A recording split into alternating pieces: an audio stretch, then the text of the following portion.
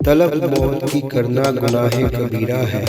अगर मरने का शौक है तो इश्क क्यों नहीं करते। गलती उसी से होती है जो मेहनत करता है। निकम्मों की जिंदगी तो दूसरों की गलतियां निकालने में ही गुजर जाती है। अगर तुम सूरज की तरह चमकना चाहते हो तो पहले सूरज की तरह जलना सीखो। अगर आप उस शख्स की तलाश में हैं जो आपकी ज़िंदगी को तब्दील करेगा तो एक नज़र आईने की तरफ ज़रूर देख लेना।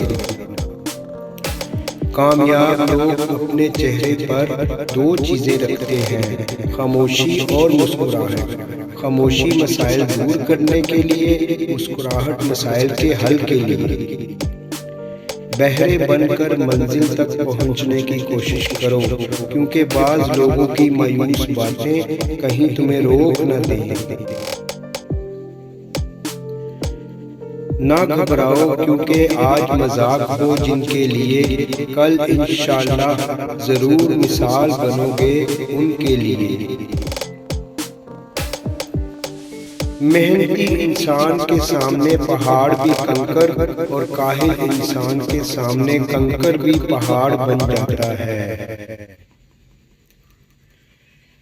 मंजिलें चाहे कितनी ही ऊंची क्यों न हो, रास्ते हमेशा पैरों के नीचे ही होते हैं। हार और जीत तो अपने अंदर ही होती है। मान जाओ तो हार और अगर ठान लो तो जीत।